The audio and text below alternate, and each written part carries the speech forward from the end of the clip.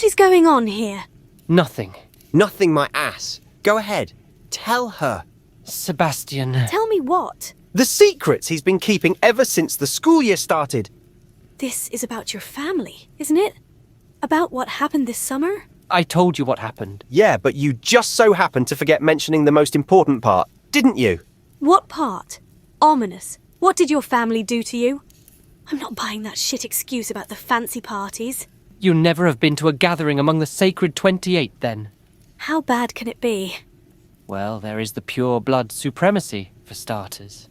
Guests and families make it a competition whose blood is the purest and snub about stories on how they exposed blood traitors or tormented squibs and muggles. That's disgusting! Nothing more than a normal day at Gaunt Manor. But that's not all. Like I said, you can compare it to what muggles know as the season. I'm afraid I don't know much about it. I was raised in poverty, remember? Do you know what the main purpose of the season is? Dressing up and attending balls thrown by the Queen? Finding a spouse. What? That was one of the main reasons why I have avoided my family for so long. Ominous. You are 16 years old. My older brother was promised into marriage when he was 12, sealing the marriage covenant by the time he graduated from Hogwarts. So, being the family's bête noire, I'm considered almost too old to be found a suitable spouse. Suitable? As in as pure-blooded as it gets?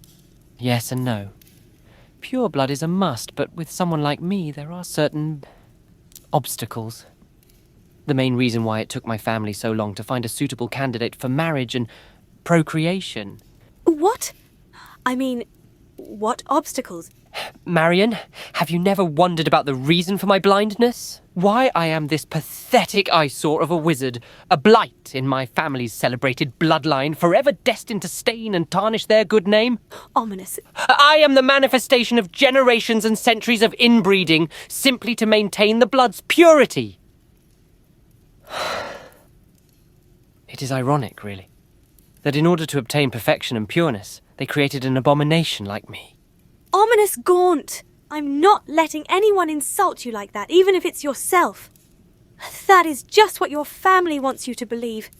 Don't let them dictate your life like that. It's too late for that. Tell her, Ominous. Tell me what? Sebastian, don't. He's engaged. What? You heard him. No. See for yourself. Son, it is with grave concern and disappointment that we compose this letter to you. The recent turn of events has left us with no choice but to convey our deepest concern and displeasure regarding your behaviour during the past few months. During the summer, we diligently sought out an alliance with a family of noble standing, hoping the time with Lady Lucille would blossom into a union that would strengthen both families. However, your recent actions have been nothing short of disappointing. We were informed of your refusal to continue meeting with Lucille. Despite the mutual agreement between both families, the time has come for you to understand the gravity of your actions and the impact they have on our family's honour. It has come to a point where we can no longer tolerate your defiance. We hereby inform you that an engagement between you and Lucille has been decided. This arrangement will take effect upon your 17th birthday, and the wedding ceremony shall be promptly scheduled upon completion of your education at Hogwarts. You are expected to fulfil your marital duties, including the bearing of children no later than the age of 20. May you find the strength to accept your responsibilities and fulfill your duty to the Gaunt family. With profound disappointment, Lord and Lady Gaunt. I expected that much. They went out of their way to arrange everything this summer, after all. Who is that Lucille girl? She's a bitch. Way to go. Never heard you drop that word before. She's a callous, unkind maggot with a rock inside her chest instead of a heart and the attitude of a public ledger. She's the only daughter in the lineage of fanatic dark wizards and has all the cruelty and depravity her ancestors have fostered over who knows how many centuries running through her veins. She is self-centered, undiscerning, obstinate, disdainful, condescending, and every conversation with her ends up in a discussion she will turn into a tantrum if you don't let her have the last word. I fucking hate her. Oh boy, he dropped the F-bomb. I'll mark this day. I always knew that this was the fate I'm facing. Arranged marriages are a common thing among the sacred 28. I just had hoped that... well, it doesn't matter. You've read it yourselves. My opinion doesn't matter to them. But it matters to us. We're not letting this happen. Right, Mari? Of course not. What do we do? We are not going to do anything. Have you forgotten what happened before summer break? What my father has threatened to do? What do you think will happen if you two intervene with this? What will happen if we don't intervene? Ominous. Do you think I'm scared of them?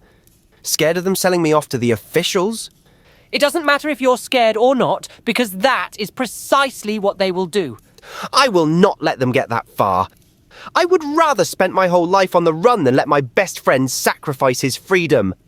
I can roll with you being locked up for one summer because you tried to protect me, but not your entire fucking life.